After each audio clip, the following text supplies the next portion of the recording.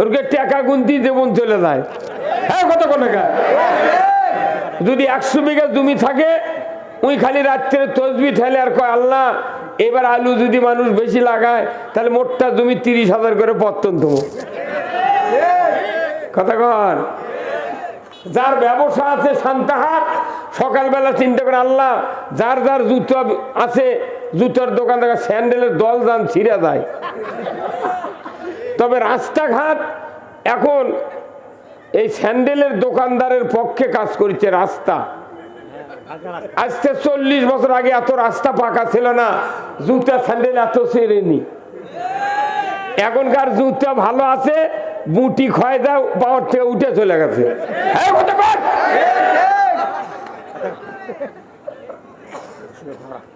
কি ভাই কথা কি, আমাকে যার যে ব্যবসা করে